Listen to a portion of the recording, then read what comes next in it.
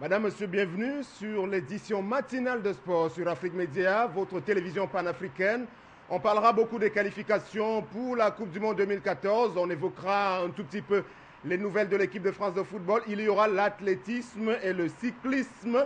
Et tout de suite, sans autre forme de procès, on va aller évoquer les matchs du week-end prochain. Donc, ils vont se disputer pour la troisième journée éliminatoire de la qualification pour le mondial du Brésil. Et on va d'abord dire que pour le match qui va opposer la Tunisie à la Sierra Leone, il y aura un peu plus de 30 000 spectateurs mobilisés. En tout cas, c'est ce qu'ont décidé les autorités sportives du côté de la Tunisie. La Tunisie, comme vous le savez, qui a un nouveau sélectionneur depuis la fin de la Coupe d'Afrique des Nations de 2013. On va d'ailleurs aller voir comment est-ce que les choses se préparent avec les belles prestations des joueurs tunisiens qui ont été appelés par le nouveau sélectionneur, notamment la prestation de celui-ci que nous avons en image.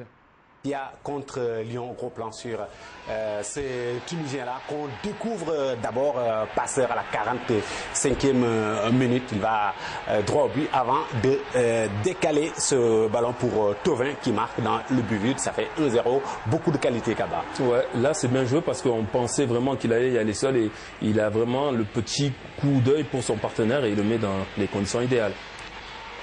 Kazri, encore lui, passeur cette fois-ci pour Modeste, Anthony Modeste sur cette longue balle. Beaucoup d'activité de la part du Tunisien qui va finir par être récompensé lui-même à la 87e minute, servi par Ilan. Il sort ce geste magnifique, ce Tunisien de 22 ans.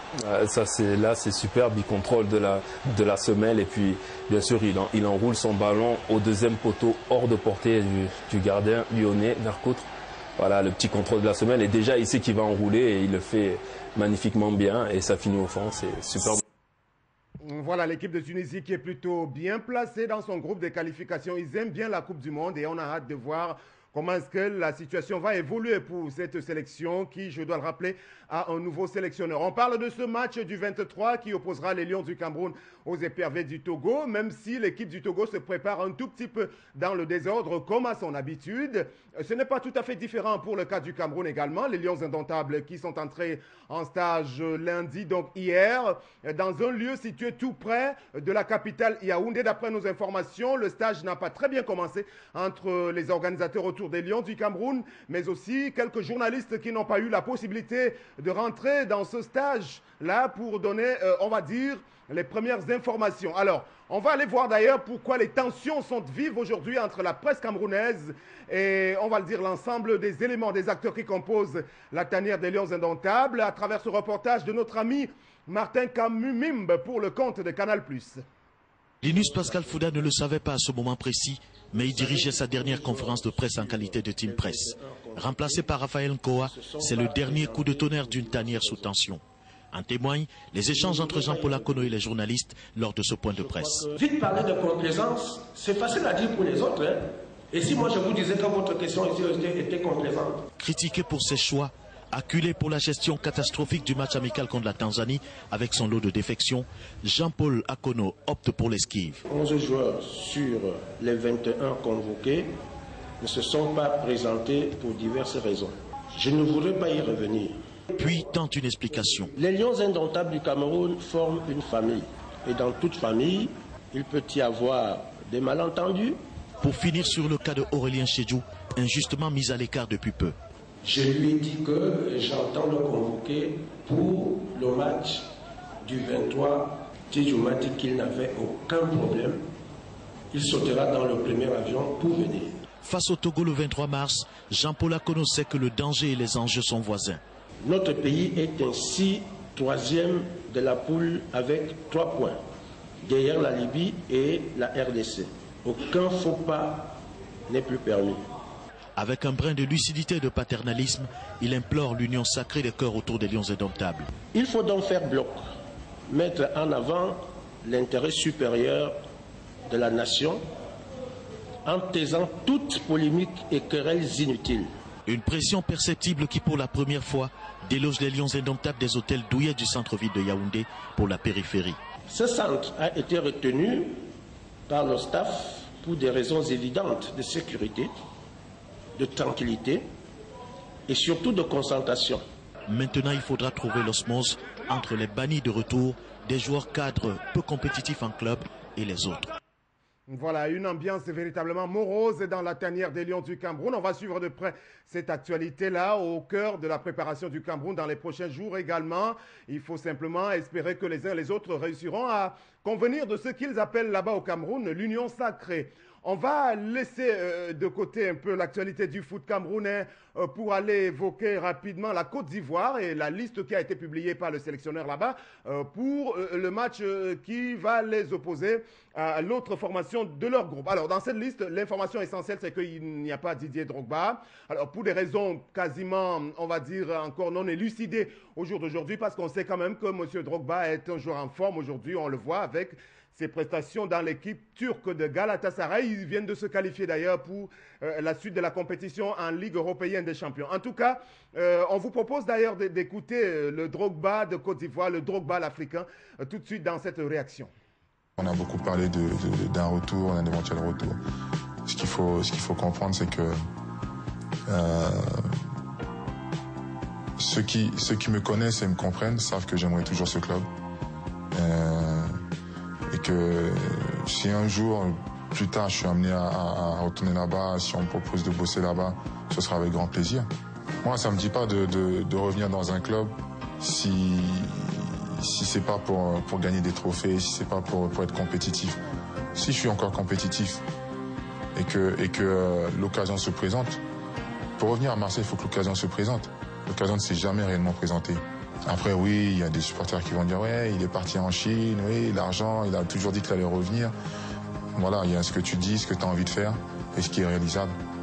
Et ça n'a pas été réalisable. Donc, qu'est-ce que je fais? Je reste là à attendre ou je continue ma carrière? Je la continue, tout en gardant mon cœur bleu et blanc, tout simplement.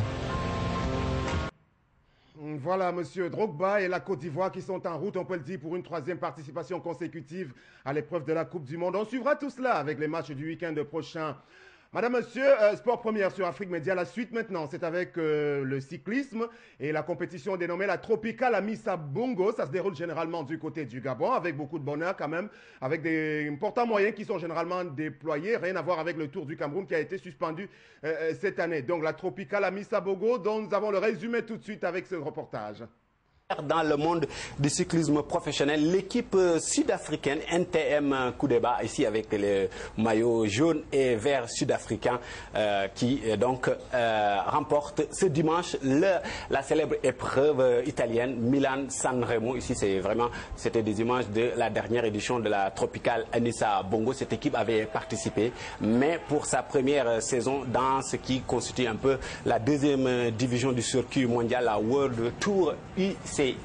Cette équipe donc s'impose grâce notamment à... Voilà, donc on a compris l'essentiel dans cette information. Maintenant, on parle du marathon de Rome et nous sommes là en athlétisme pour dire que les Africains, dans cette épreuve, se sont plutôt bien illustrés également. Tout de suite, le reportage.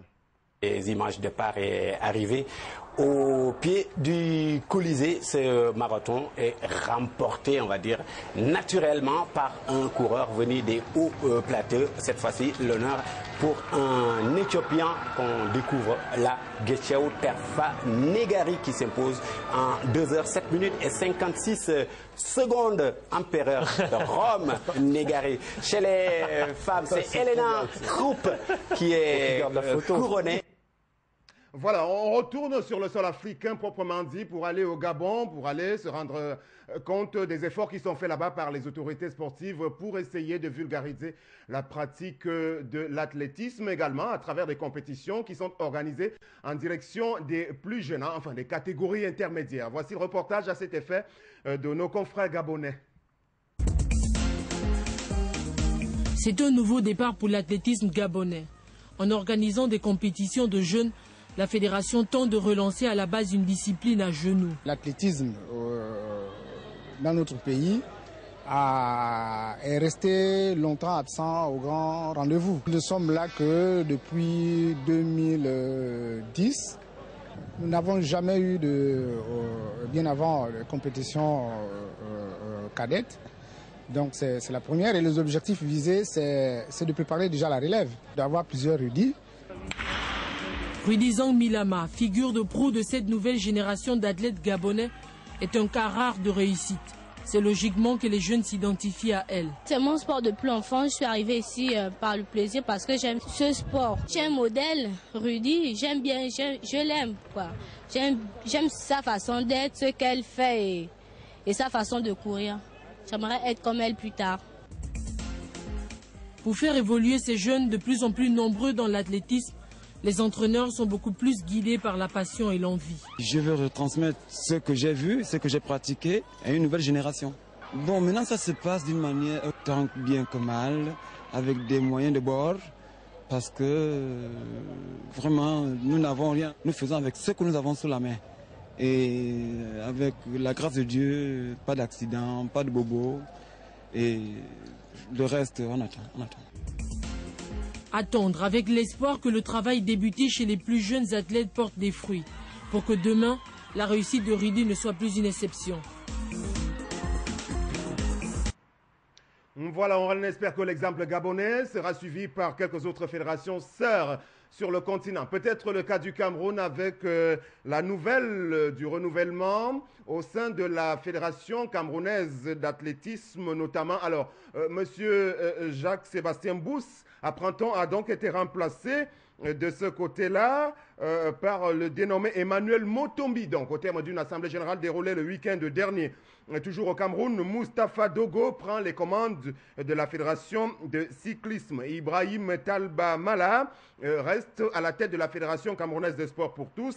Et puis Jean-Marie Abouna également pour la Fédération de tennis, toujours au Cameroun, a dû se succéder à lui-même après l'élection de M. Justin Thuem au niveau de la Fédération camerounaise de boxe. Une dernière nouvelle à l'international pour parler de l'équipe de France de football avec la défection du joueur Mathieu Debuchy, dont vous savez, le défenseur international de Newcastle qui a été blessé, donc il a été remplacé dans la liste des 23 de Didier Deschamps par le Marseillais Rod Fanny. Donc on reviendra sur cette actualité de l'équipe de France qui sera opposée à la Géorgie et à l'Espagne très prochainement.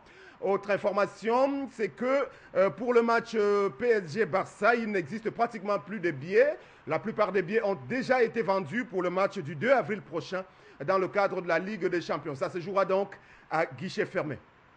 Madame, Monsieur, Sport Première sur Afrique Média, c'est terminé pour cette édition. Rendez-vous demain, ne manquez pas la grande édition, on va le dire, Afrique Foot, c'est ce jour même 20h GMT. Restez fidèles, à très bientôt.